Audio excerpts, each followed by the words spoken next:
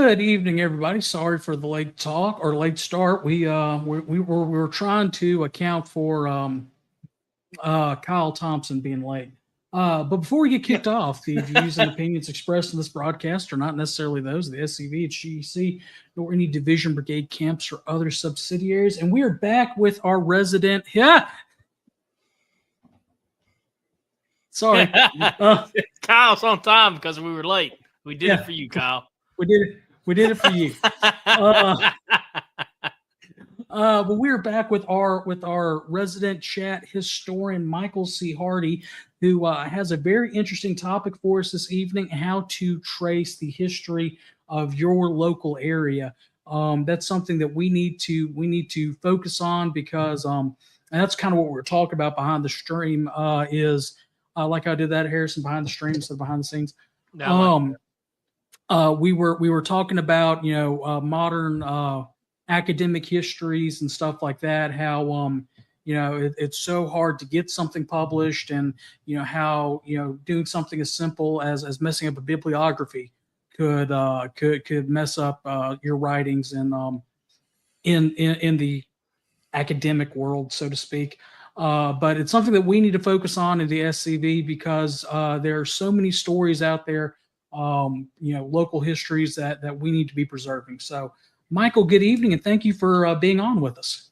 Boy, it's great to be back. I have missed y'all the past 3 or 4 months. I wind up working like 3 out of 4 Monday nights in the late spring, summer, and fall, and now it's starting to turn cold here in Western North Carolina. I am not there as much as I have been in the past. So it's really good to be back chatting with folks this evening, and want to say good evening to everybody out there that's watching and listening and who will watch later.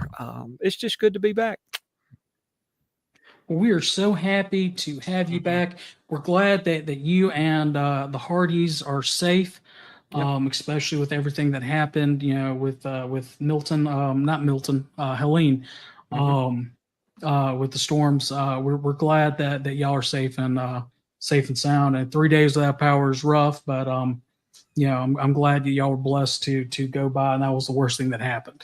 That was pretty much the worst thing for us.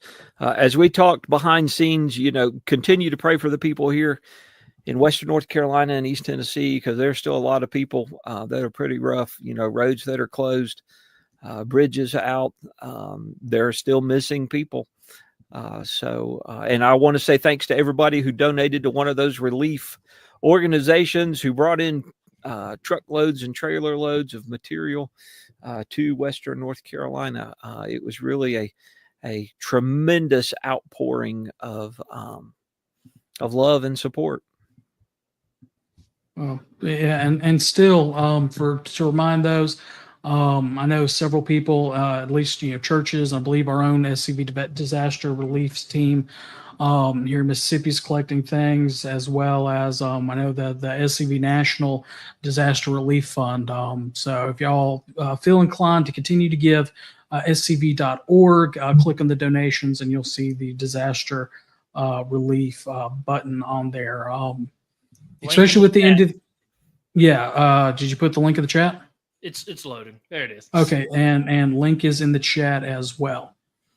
So if I was, because we're talking about this as well, that my one research project, I've kind of hit the culmination with. And I'm still going to research that talk until I probably die, just because of how interesting it is.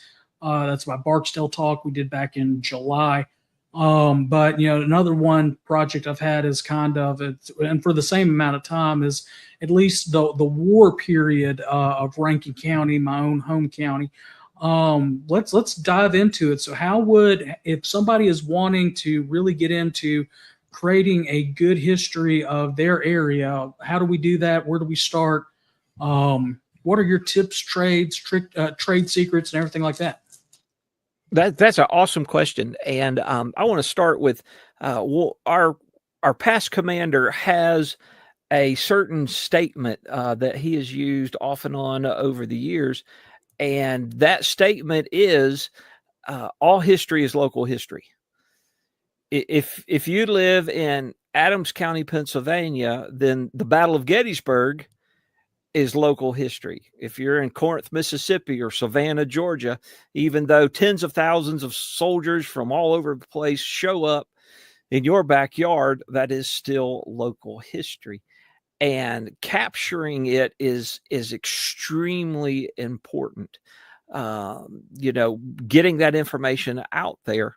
9 times out of 10, no academic is going to come to your little county and dive into your local history, because it's, we live in the South, unless it's, the Klan or race riots, nobody really cares about Southern history.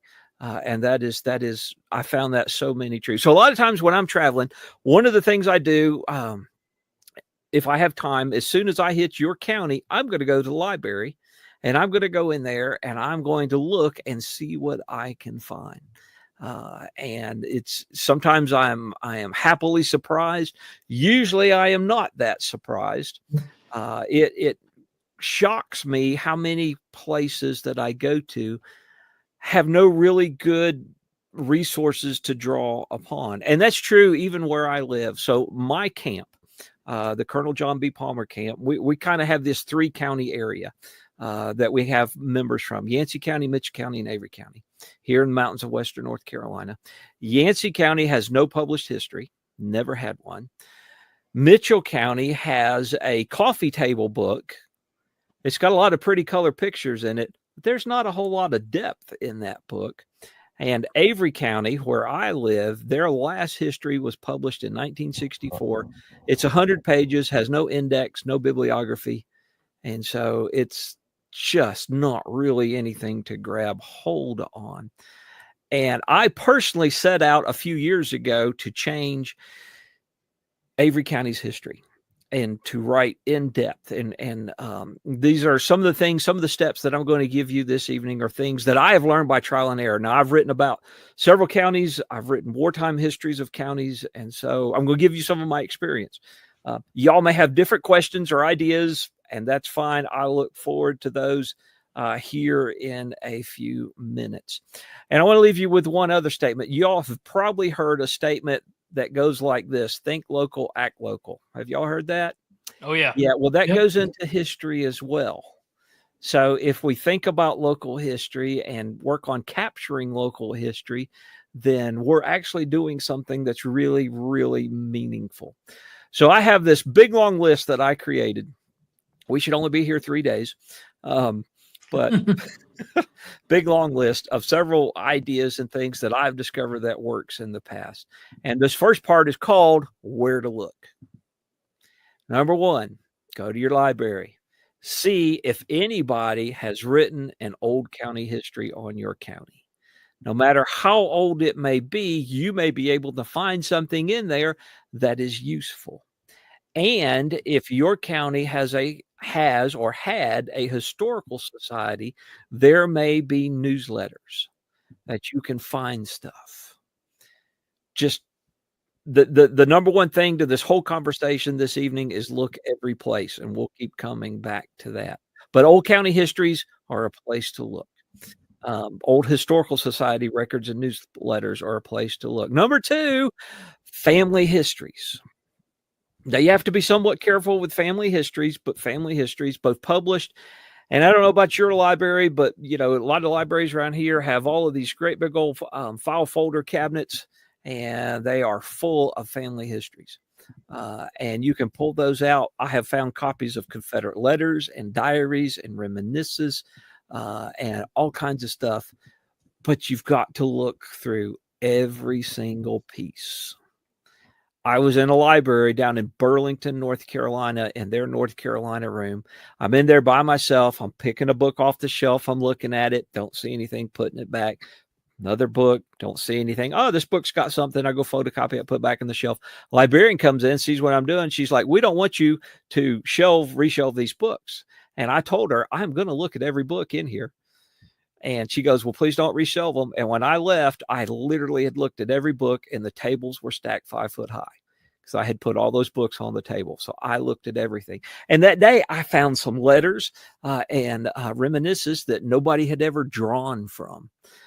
So that is important if you're writing regimental history or if you're writing local history. Those are huge things, especially to have untapped letters. So family histories, both published and those folders that you'll find in those filing cabinets, are great places to look.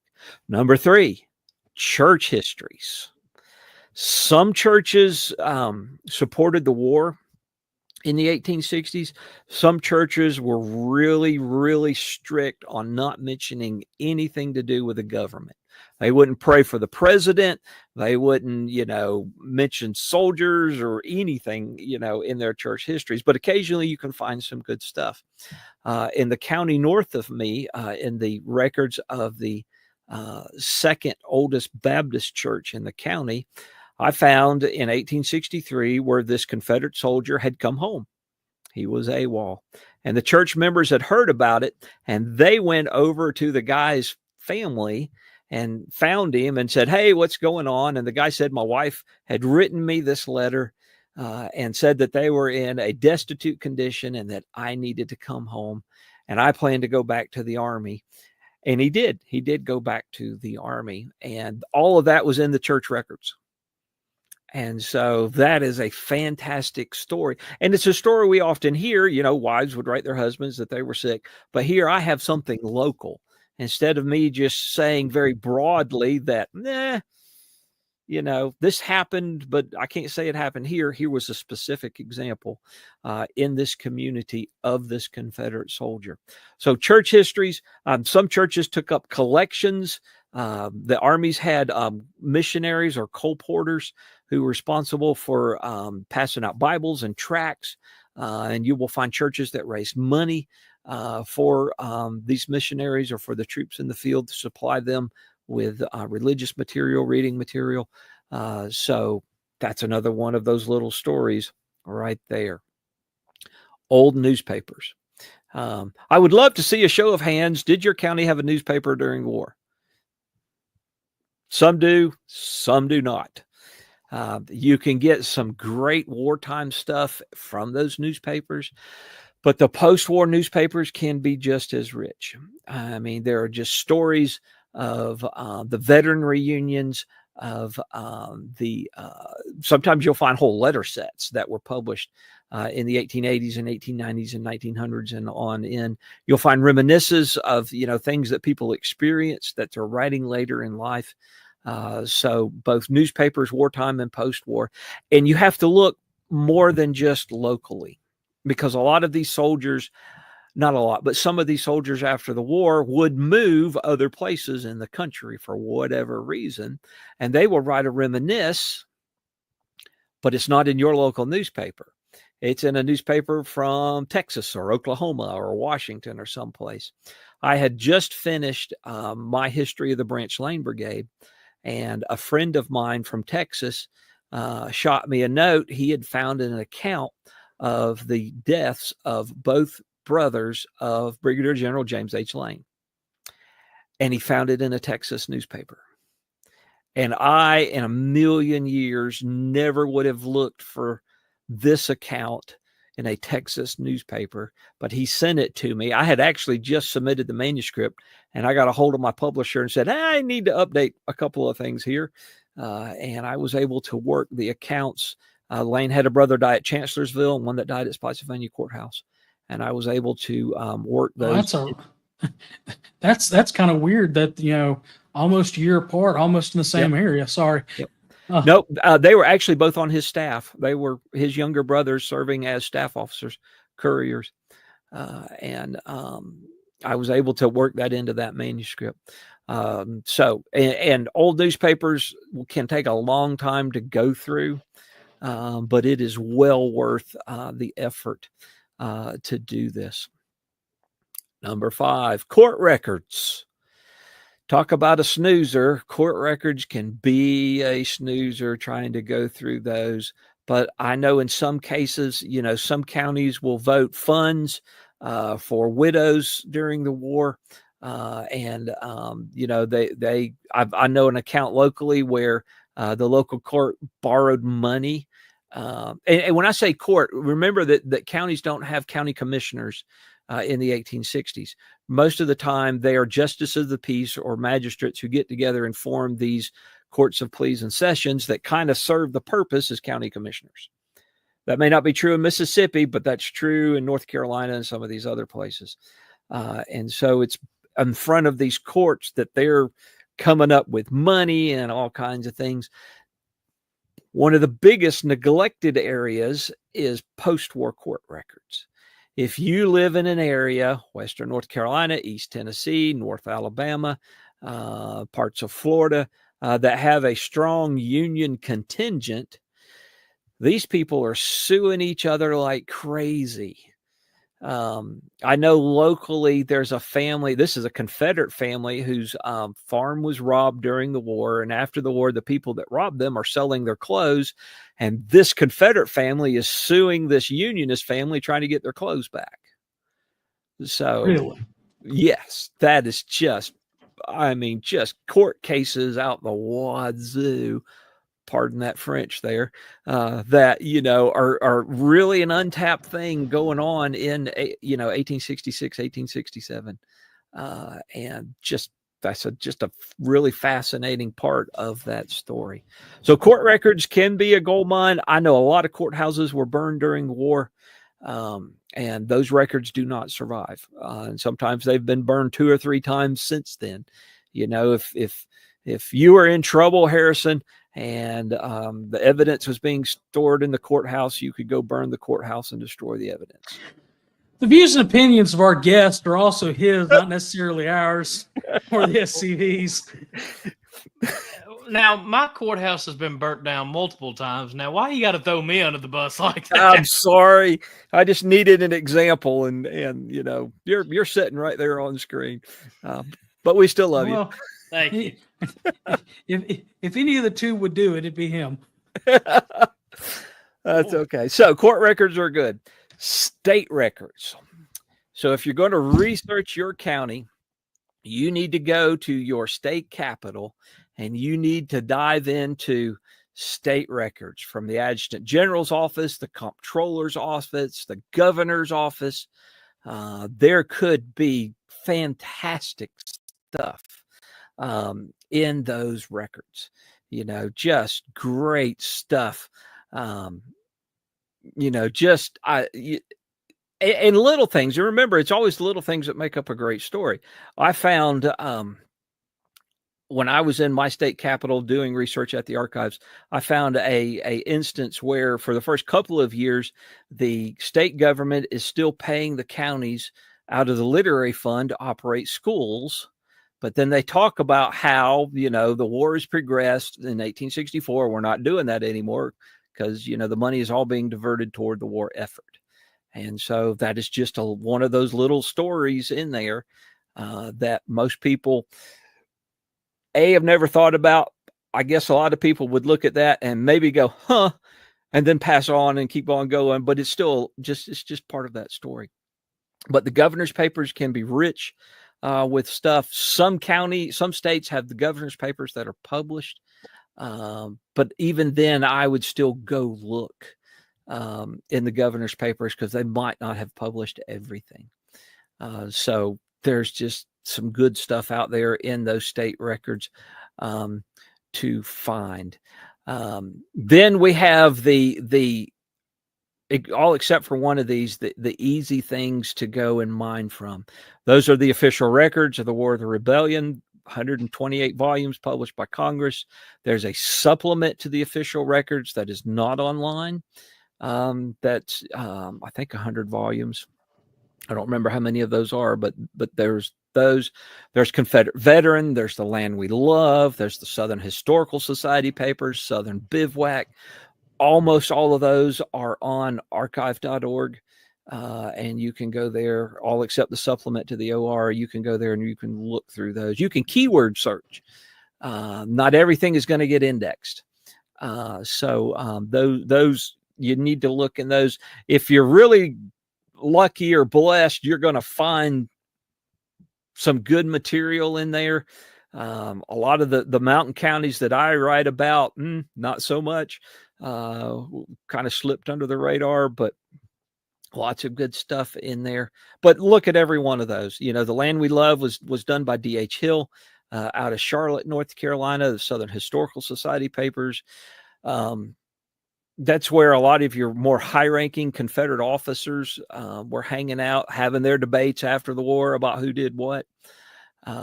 You might even want to check something like the National Tribune, because occasionally Confederates will write in, and that's more of a federal publication, a Yankee publication.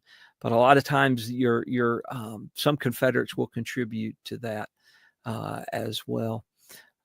So official records, Confederate veteran, all kinds of great stuff, sometimes great stuff there. Pension records. I think every state's Confederate pension records are online. I could be wrong about that. But I know North Carolina and Virginia and Florida and Alabama have all been digitized, and they are all available to research free. Unfortunately, most of the Confederate pension records are really sparse. Just not a lot of material there. It's when we get into some of the Federals that were former Confederates who crossed over the lines and joined the Federal Army, that sometimes that stuff can be rich. There in my county, William McKeeson Blaylock and his wife, Melinda or Sarah Blaylock, they're buried in the county I live in. And he was in the Confederate Army, got discharged, and then joined the Federal Army at the end of the war. Basically fought his own war in this area. Well, his federal pension record is 3 inches thick. And all of his Confederate neighbors are writing in about how all of the bad things he did during the war. So when it comes to local history, that federal pension record is pretty good stuff. Unfortunately, most of those are not online. And you're going to have to go to DC, to the National Archives to access those. But if you have a federal soldier from your county who did die during the war and his wife applied for a pension, those are on Fold 3. But the regular federal pensions are not online. I sure wish they were. Along those same lines, we have the Southern Claims Commission. So, Connor, I'll pick on you. If you were a good Union man during the war and the Union Army came by and took your 3 horses and a bunch of hay and fodder and bacon and gave you a receipt, then after the war, you could apply to the Southern Claims Commission to get reimbursed for all the stuff that the Federal Army took. Well, if I'm a good Union man, why would I want to do that? Well, because, they took all your horses. That's why you do it. Anyway, there is some good stuff in there. There's also a barred and disallowed. So it's people who applied and the federal government turned them down. But you had to have all of these affidavits and all of this stuff from your neighbors. Sometimes even your Confederate neighbors are writing in saying, yes, he was a good Union man during the war. So if we're doing local history, that's kind of an important part of this story. I want to include everything in this story, and that's a part of that as we dig. And once again, we're digging deep here. We're looking for absolutely any little scrap that we can find. So those are the Southern Claims Commissions. Something I just found the other day that has been digitized or it's in the process are the Freedmen's Bureau records. After or toward the end of the war, the federal government set up the Freedmen's Bureau, and they were responsible for schools and to make sure that all these recently freed slaves were getting paid for the jobs they were doing. And that has now been, I can't say all of it's digitized, but a lot of it. But there are, if you're looking in that 1866, 67, 68 time period, there's actually some decent stuff in there. There was a local case I was following, and the federal officer who signed off on it has the same initials as a local Confederate soldier. And this Confederate soldier was a lieutenant in the 16th North Carolina, but when that company reorganized in 62, he got voted out. I can't find him in another Confederate regiment. I thought, well, maybe this is the same guy. Everything I can find says that the Confederate officer died in 1873, and this federal officer with the same name, or at least initials, doesn't apply for his federal pension until 1885. So I was able, I followed that trail for, a good couple of hours looking at different stuff, trying to get something, and it never worked out. But the Freedmen's Bureau records, interesting stuff there, but it has been digitized as well. How many folks, I can't see anybody's hands, how many folks had a United Confederate Veterans camp in their county? If you don't know that, volume 9 of the published bound Confederate Veteran in issue number 8 has a list of almost all of the United Confederate Veteran camps that were ever established. Not all, I'm not aware of any place that has a all list, but this is one of the most complete lists that I have ever seen. And, it runs from Alabama,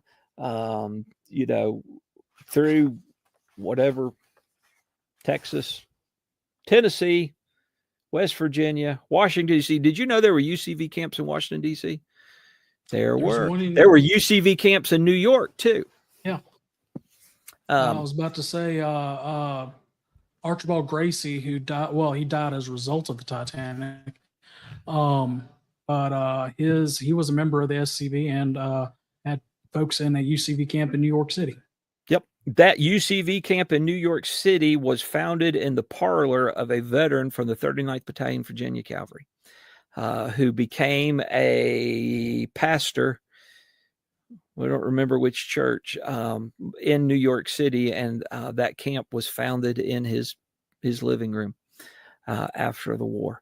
So, but United Confederate Veterans, your local newspapers may have, United Confederate Veterans records in them when they met, their reunions, who they sent to the state reunion, who they sent to national reunions.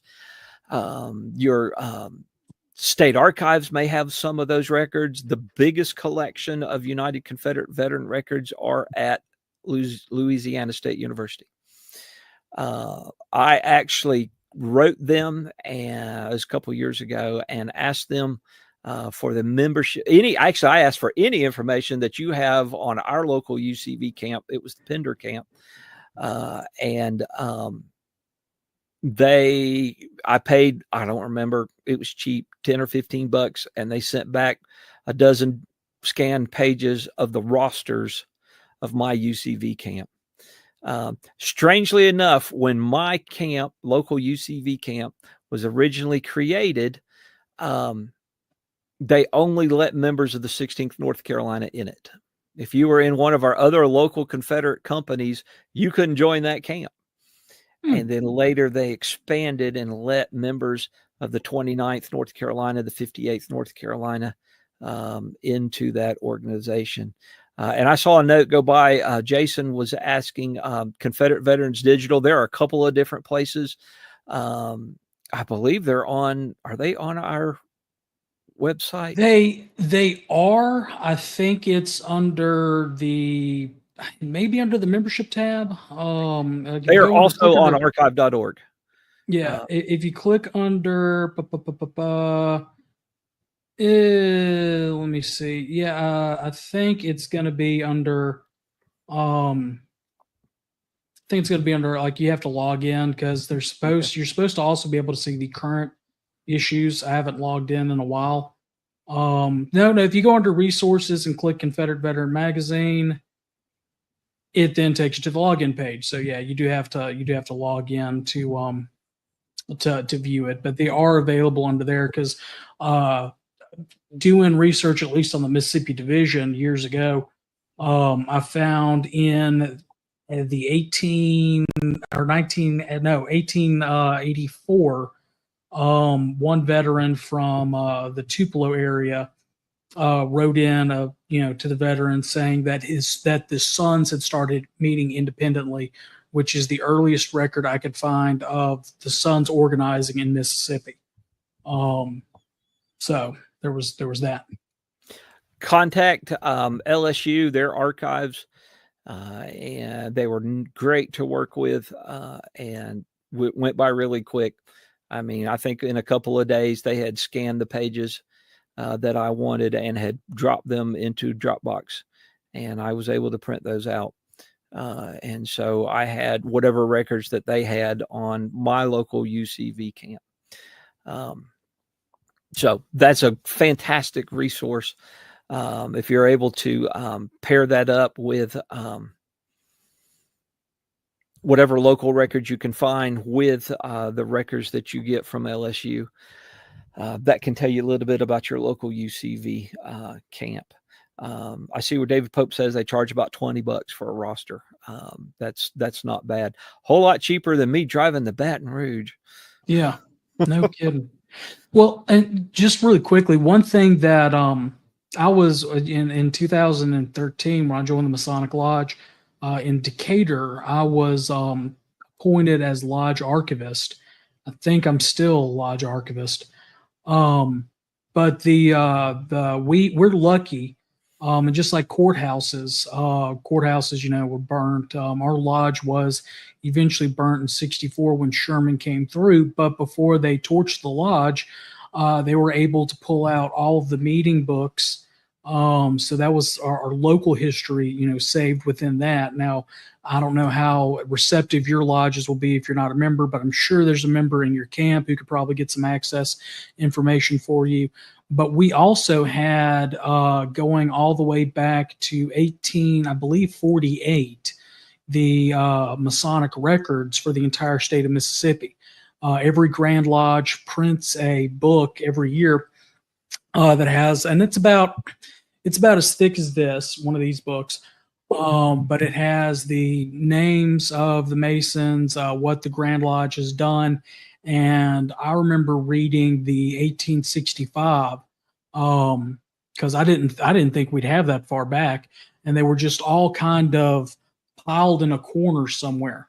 So I pulled the 1865 one out, and what the Grand Lodge wrote and did for as far as the dispensation of Masons who were raised during the war, how they were to be treated, the funds that were raised in those lodges, military lodges, as well as funds dispersed to distressed Masons in Reconstruction. That was another good local bit of history that's a little bit harder to get to, but I'm sure you have a contact within your camp or somebody you may go to church with that can help you out with that. Yep. Once again, look every place. 3 things left on my list. Number 12, I have actually been numbering as we've gone along, but number 12, the 1890 Veteran Census and the 1910 Census. The 1910 Census has a column, are you a U.S. or a CS vet? And that's not a lot of information on there. But if you're trying to research a name and you're not sure, especially if he was, 14 or 15 going into the Army the last, 3 or 4 months of the war, that may be something to go on there. The 1890 Veteran Census was only supposed to be for Union soldiers. I know in my census, they wrote Confederate names too, and they went back through and crossed them out, but you can still read it. So once again, trying to prove if somebody was a Confederate or a Union soldier, what side they were on, that 1890 or 1910 Veteran Census. I will also, those are 2 good primary resources. I have also number 12, Find a Grave and Ancestry, but be careful with those, because anybody can go in and edit Find a Grave or Ancestry, and not everything they write is correct. They may think it is, but you have to back up a second and think logically about this. I know on Ancestry, somebody has my great grandfather still being alive and remarried 30 years after he died. because I got his death certificate. I know that's not true, but and Ancestry can be good. For years, I looked for a picture of Colonel Charles C. Lee. I knew one existed because the United Confederate Veterans in Charlotte had a hall where they met regularly, and they talk about all the portraits that they have around the room. And Colonel Charles C. Lee of the 37th North Carolina, who was killed during the 7 days in 1862, they talk about his portrait being in there. I could never find that picture. I found it on Ancestry, and the guy said that it was his great grandfather or great great grandfather.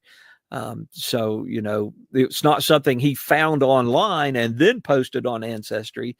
His dad had the actual image and had posted it. And I'd looked for that picture like 20 years. I mean, just trying to find it. So there's good stuff on Ancestry. Just be careful. Yeah, and you got to, and I'm glad you mentioned that, because I was doing some, Ancestry had like a join now and, get the half a year for half price or some promotion.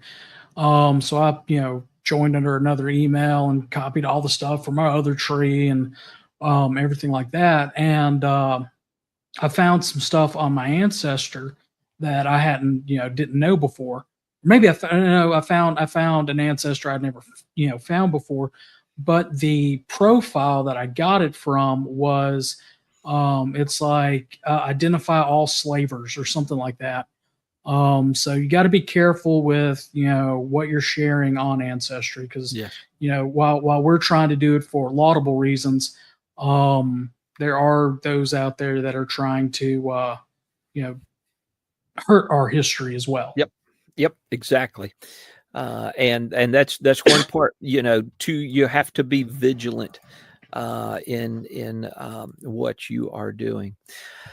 Google Books and archive.org are two great places. Archive.org has gone through and digitized tons of old books. And if you are patient with your research, you can find stuff. You can find stuff that you never would have found otherwise. When I was working on my book on Charlotte, North Carolina and the war, I went through archive.org. I would type in, Mecklenburg County, 1861, Mecklenburg County, 1862, 63, all the way through, just seeing what I could find. And I found this great story of these Union officers. It's February of 1865. The federal prison in Florence, South Carolina is closed. And they have shipped these federal officers to Charlotte. They don't have a prison. They've just got this big, large open field that they put them in, and a couple of guards around them. And these two or three federal officers decide, hey, let's desert. Let's escape, not desert. Let's escape. And so they went up to the guard and they said, hey, we need to go to the latrine. Guard says, go right ahead. Well, they kept on going. And they're wandering around in Western North Carolina for a couple of weeks. It's February 1865. It's cold. They're hungry. They ran into somebody who says, all those other federal officers that you were in prison with, they sent them via train to Goldsboro, North Carolina, put them on a boat and paroled them and sent them up north. And these guys turn around, spend a week wandering back through Western North Carolina, get to Charlotte. They are put on a train. They are sent to Goldsboro, paroled, put on a boat, and sent up north. So they had this 3-week adventure that they didn't need to take. If they'd have just stayed where they were, they would have been home a whole lot sooner, but they had the grand idea of escaping. I never would have found that account without archive.org, because I never would have went to this little library in Michigan that had this account, and looked for that. That just never was, in my research budget and time constraints. So if you're diligent, you can find stuff on archive.org. Google Books, and there are 3 or 4 other places that have online books that have been scanned. Google Books a lot of times will be some newer stuff. It can be frustrating because it only gives you a little bit of the source, but at least you know to go out there and look for it and try and track it down. So they're really, really good stuff there. And my last point in this where to look category is probably where everybody starts first. Harrison, where does everybody start first? I don't know if you were like me, but I started first in the libraries. I didn't even go online. Most people start first on Google. Oh, well, I guess I'm a bit old fashioned. Well, I am too. But the vast majority of people will start on the internet. Mm-hmm. Now, a lot of the things I mentioned tonight, you can access on the internet. The Southern Claims Commission, the Freedmen's Bureau, the 1890 Veteran Census, those books on archive.org, the official records of the War of the Rebellion, the Confederate Veteran, all of that is online. But so many times people just go to their internet browser and type in what they're looking for, and the AI will give you the top 3 or 4 things, and you think that's it. You've got to dig a whole lot deeper than what you find on the internet. You really, really, really do.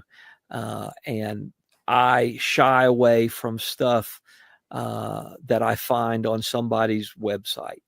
Unless it's documented, unless there are sources that I can go check that out, I do not use that material. Because I don't want to share bad history. Now, if you have a page out there, I'm not saying that you share bad history. I need a little bit more to go on. Those are my 14 things. I have a couple other things to add to that. And I had this first, but I moved it down here later in my list. And we talked about this before we went live. You have to document everything. Yes. Every single little piece. Now, when I started writing 30 years ago, I had spiral notebooks, and I would go someplace and I would take notes and I'd make photocopies. And I have all of those over there on a shelf someplace. Now I do all my note taking on a computer. It's keyword searchable. But I have every source of where I find every little piece. If you're going to be serious and be taken seriously in the writing world, you have to do that. That is the simplest, and it's not hard to do. It's really not. You don't have to have a doctorate to get good documentation. You just have to be diligent about doing that. So document everything. Also, talk to people. Let them know what you're working on. I know in one of the regimentals that I wrote, I went to the local radio station. I had posters up at the local museum. I was interviewed in the newspaper. I did all of this stuff. The only thing I didn't do was to sit down with the phone book and call everybody in the phone book. And even after me telling people I was working on this for a couple of years, when it came out, I had a lady show up with a handful of letters and said, "Oh, I wish I'd have known you were working on this." And I'm like, I just can't do anything else but talk to people. Because somebody may know somebody who has that information, and they don't know what to do with it, or it's their family story, or they got these letters, and you just have to get out and talk to people. Along those same lines, when you get done with whatever project, we're going to talk about that here in a second as well, get somebody else to read it. Get somebody who's knowledgeable. Your mom does not count. Right. I would not give my material to my mom to read, for a critical look.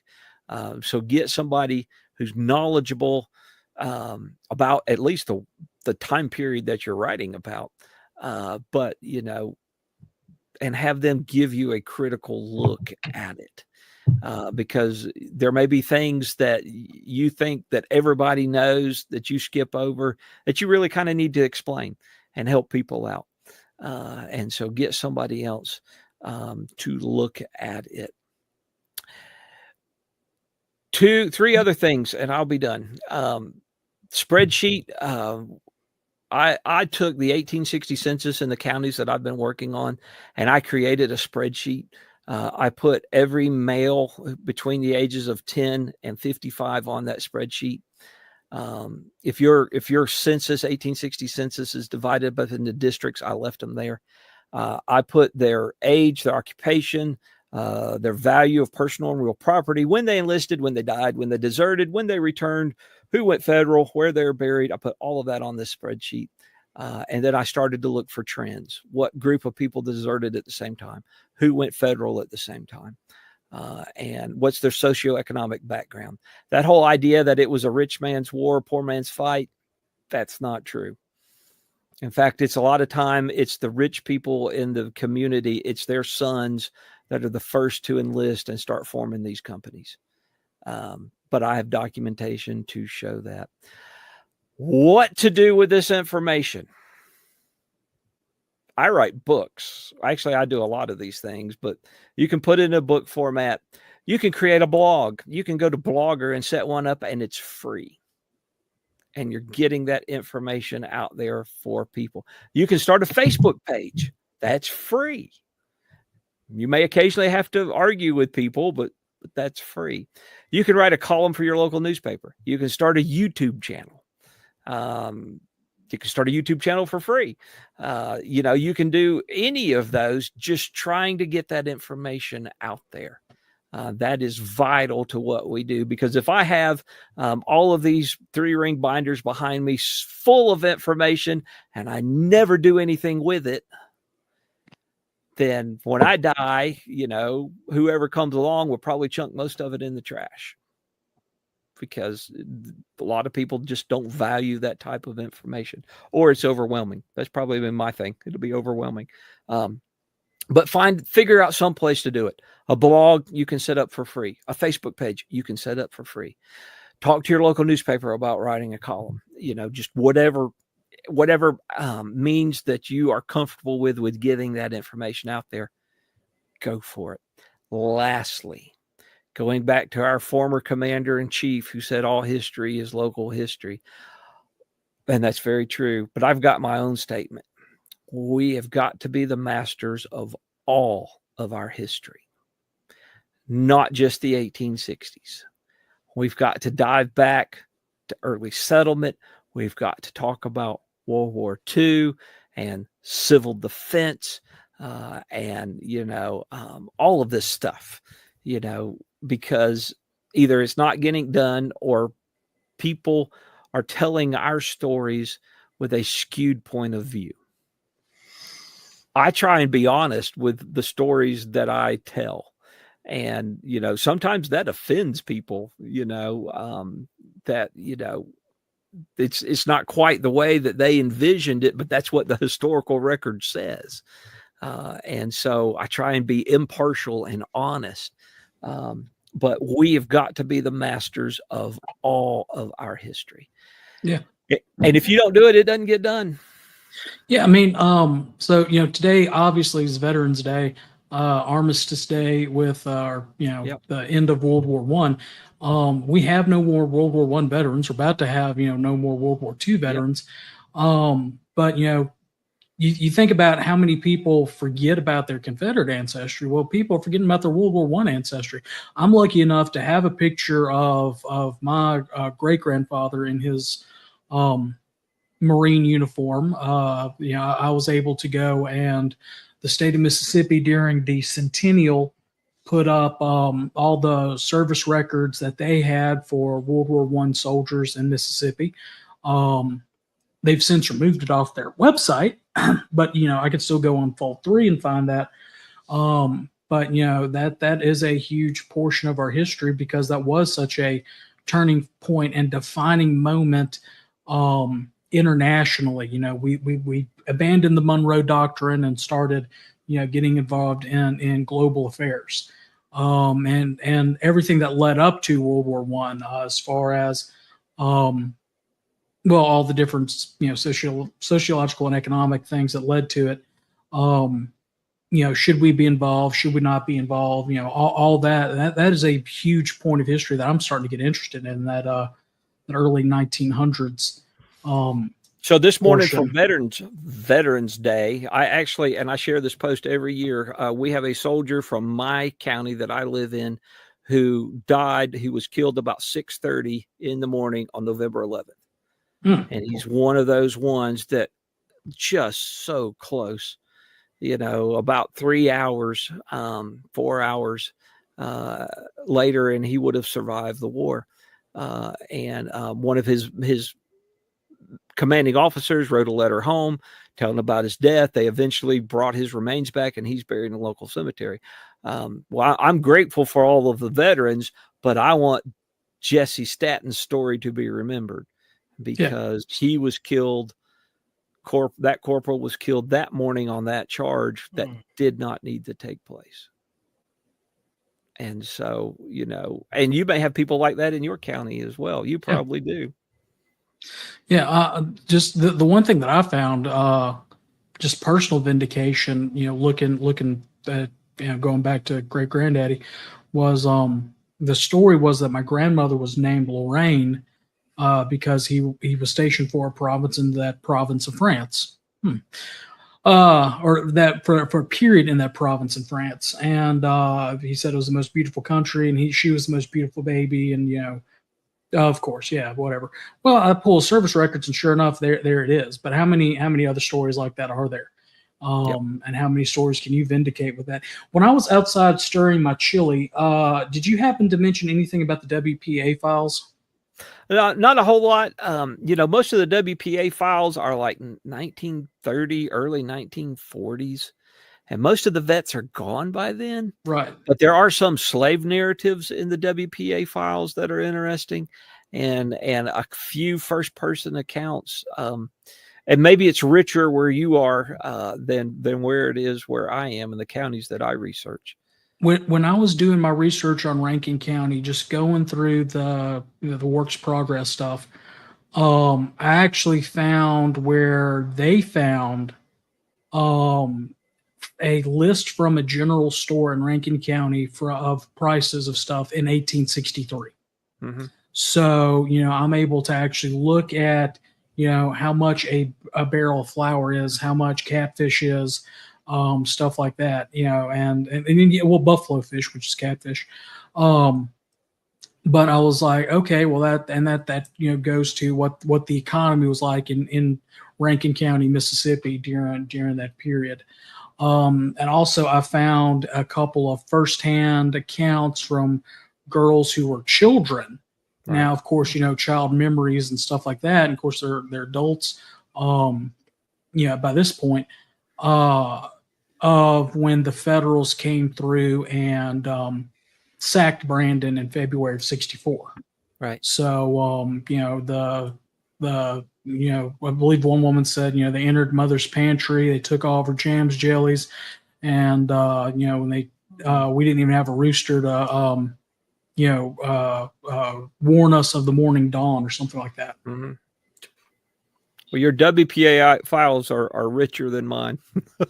I think I just got lucky because which I prefer microfiche to microfilm. But yeah, I got lucky on those. So I saw where C.W. Johnson asked about RootsWeb. I don't think RootsWeb. I think it's archived. I don't think it's active anymore.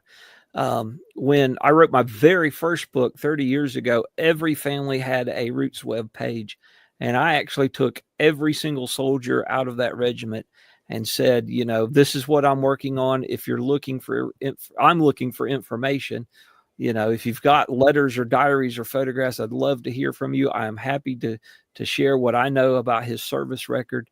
And I got a pretty good response out of that, and collected several things that were not in archives or, state archives or college archives, university archives, or any place. But I don't know if RootsWeb is still a real viable place to do that type of research. Probably some good stuff archived there.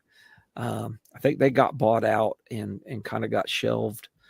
Did you mention newspaper.com? Yeah, newspaper.com, the Library of Congress. I use newspaper.com all the time. The Library of Congress has got great resources, newspaper resources. Your state may have a good newspaper database that is free. North Carolina does. Virginia seems to be a little weak. Tennessee's okay. But you just have to play around with the various states and see what you can find. But I do use newspapers.com and the Library of Congress one as well. Just type in LOC newspapers and it will pull it up. And David Pope says Chronicling America. That's Library of Congress. Yeah. Yeah, I use newspaper.com is actually, I found the actual newspaper when because I'm thinking about my Barksdale talk for tomorrow night. The story of Barksdale and Davis getting to the slap fight, I knew it was from a newspaper because I found it was Civil War Talk Forum. But then I actually went back and I found the newspaper that it came from, the date, all that stuff. Right. So that's a good source. Yep, a lot of good sources, and just dig around. A lot of university archives have started to digitize stuff, and so you can find letters and things that way. You just have, once again, you just have to be patient and make sure you write down where it came from, because we're all guilty of occasionally. I'm guilty of finding something 25 years ago, and I wish I knew where I had found it now because I could use it, but I have no idea. I remember seeing it, but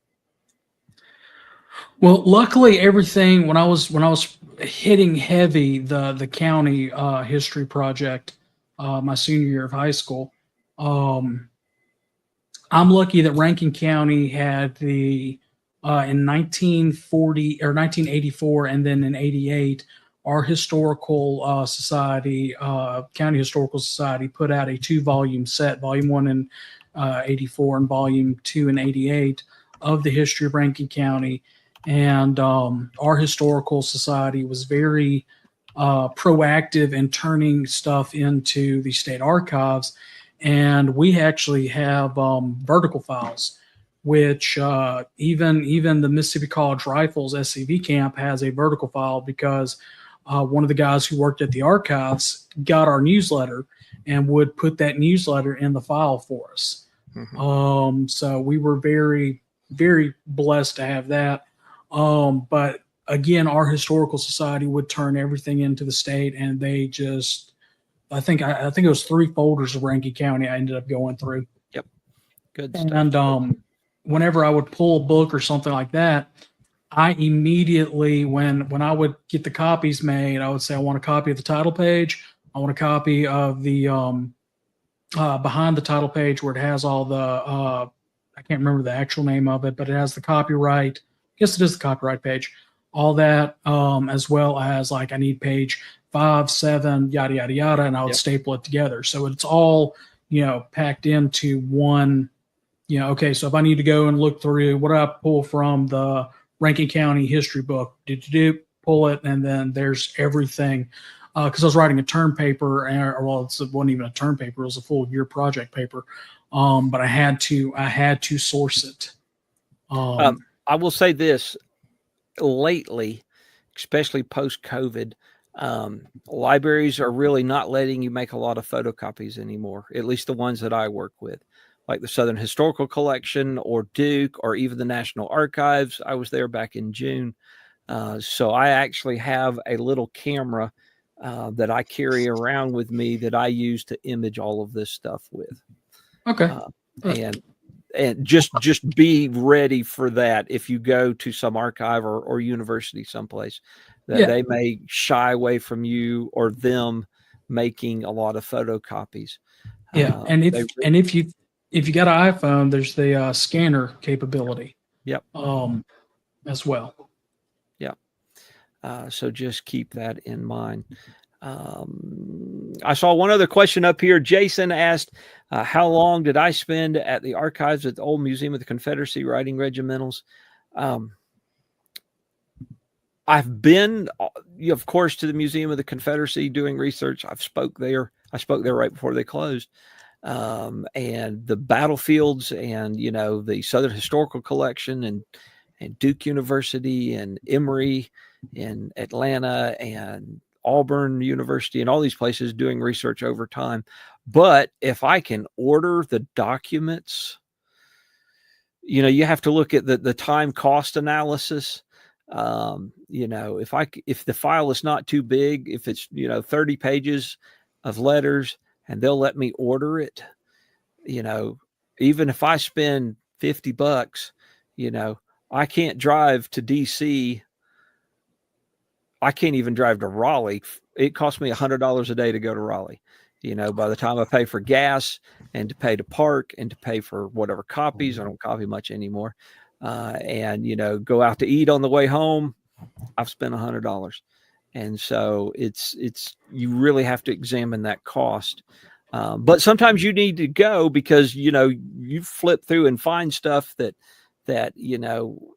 may be surprising, or you go and talk to one of the archivists at there, and they may have, other ideas that you never thought of. I'm working on this, and I got this and this, and they said, well, and I had this recently. I said, well, have you looked in this folder? That's how I found the literary society and the school thing, the money going back to the schools. I never would have thought to have looked in there.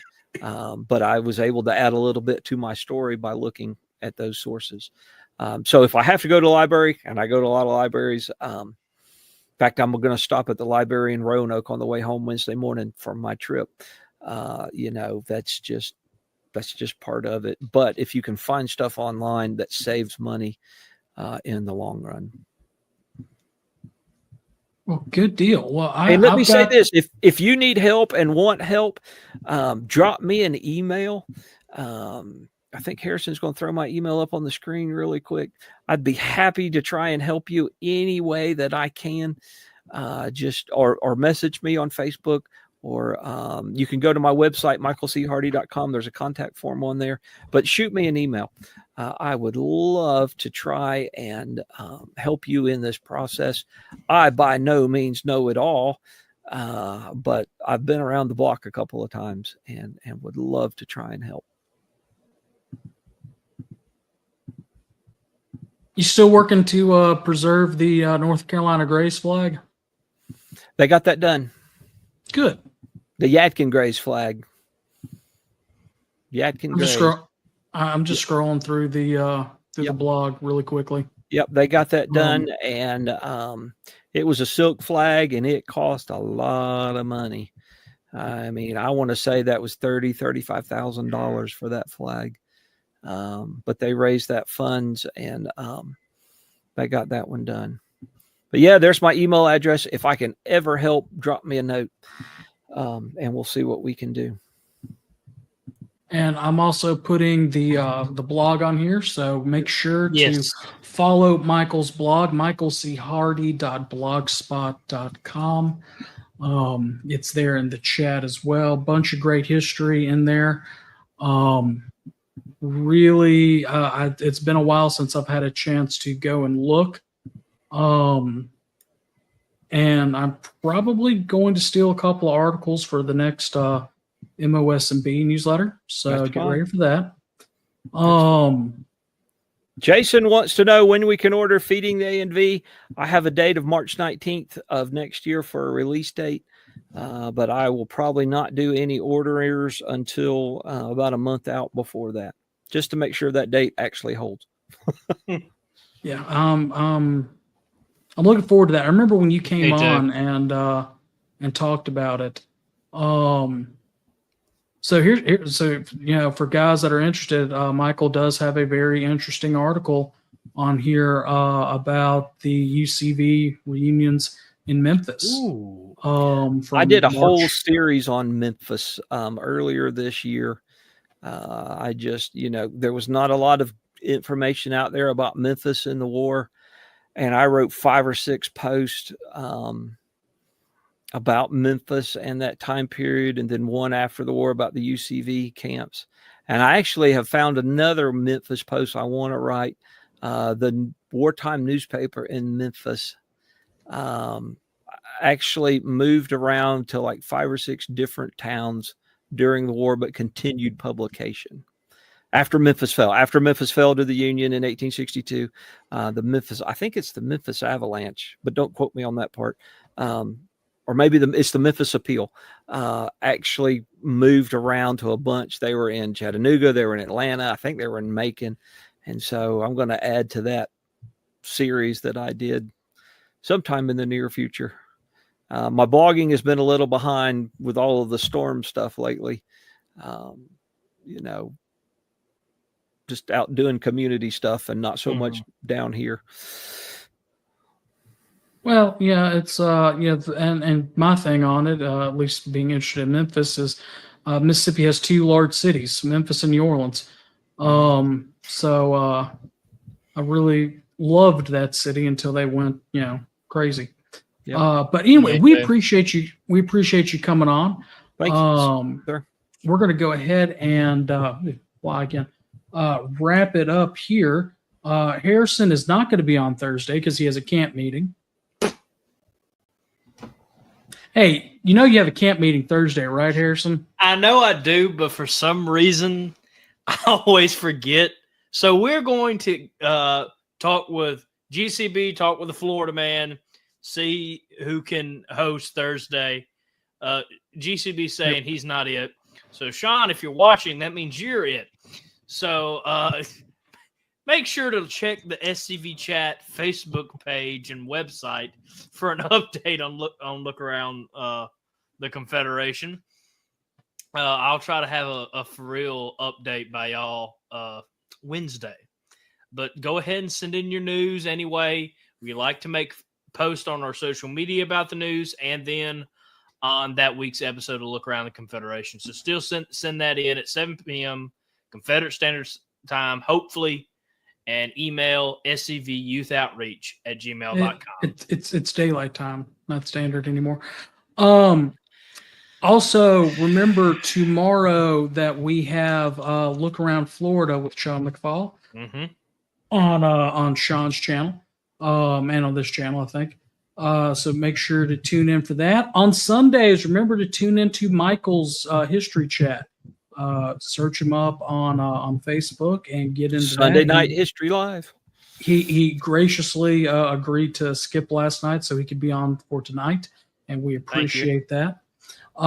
Next Monday, we will, if you remember this past Monday, we started with the episode that the Abbeville Institute did on the Confederate Constitution. We stopped halfway through, and we still got to get Donald Livingston's portion of the video done.